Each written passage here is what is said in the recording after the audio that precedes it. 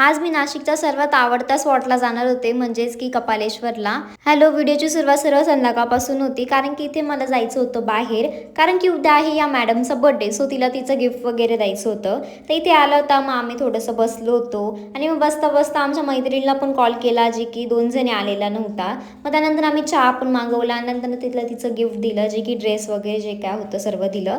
त्यानंतर त्या घरी गेल्या, मला मेडिसिन घ्यायची होती, मी मेडिसिन घेतली आणि ही दुसऱ्या दिवशीची आहे, म्हणजे तिच्या बड्डेच्या दिवसाची. आम्ही सकाळी जाणार होतो कपालेश्वरला. म्हटलं सकाळी सकाळी छान दर्शन वगैरे घेऊ, आपण मस्त जाऊ. आणि आम्हाला माहीत नव्हतं की आमच्यासोबत असं काय होणार आहे, म्हणजे इतका पाऊस होता. म्हटलं ठीक आहे, चला थोड्या वेळानंतर थांबून जाईल. मग आम्ही मस्त रेडी वगैरे होऊन निघालो होतो. उबर केली आणि उबरनी जात होतो आम्ही डायरेक्टली. आणि खूप मज्जा पण येत होती, पण त्याच्यासोबत फोनची भीती वाटत होती, कारण की पाऊस चालू होता. फोन भिजला तर मग काही खरं नाही. पण तरी आम्ही गेलो आणि मग म्हटलं ठीक आहे, पाऊस थांबल थांबल थांबल. पण तो काय पाऊस थांबला नाही. आम्ही जसं रिक्षातून उतरलो, आम्ही तसंच पूर्ण भिजून गेलेलो होतो. त्यानंतर काय आम्ही एक एक करून सर्व देवांचे दर्शन घेतले एकदम चांगले.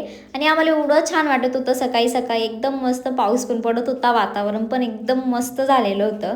दर्शन पण आमचे खूप छान झाले, गर्दी काहीच नव्हती, एकदम व्यवस्थित आम्ही दर्शन घेतले. आणि मी कपालेश्वरला खूप महिन्यानंतर येते, महिने म्हणजे वर्षानंतर येते. मी आलेलीच नव्हती, येणंच होत नाही कधी. आणि आज नेमकी आम्ही सर्व भेटलो होतो, तर येणं पण झालं, प्लस तिचा बड्डे पण होता. तर सकाळी आमचं छान दर्शन पण झालं आणि मस्तपैकी अशा वातावरणात भिजत भिजत आम्ही एवढा एन्जॉय केला. आज आम्ही तुम्हाला सांगतो, खूप मज्जा येत होती. आणि तर आमचे व्हिडिओ चालू होते आणि या मॅडमचं काहीतरी भलतंच चालू होतं, म्हणजे बघा ही काय करती, आम्हाला पण नव्हतं माहिती. म्हटलं जाऊ दे, तिचं तिचं चालू द्या तिकडे. आणि तिथून निघाल्यावर आम्ही चांदीच्या गणपतीचे पण दर्शन घेतले. मग तिथून पण आम्ही निघालो, आम्हाला जायचं होतं परत रेडी वगैरे होऊन बाहेर, कारण की केक कटिंग वगैरे पण करायचं होतं. आणि पावसामुळे काही लांब जाता आलं नाही, म्हणून आम्ही अशोकाच्याच एका कॅफेला गेलो होतो, जे की मी तुम्हाला डिटेलमध्ये उद्या सांगेल. तिथला फूड रिव्ह्यू वगैरे सर्व देईल मी त्याच्यामध्ये. तर बस, आजचा ब्लॉग कसा वाटला नक्की सांगा. बाय.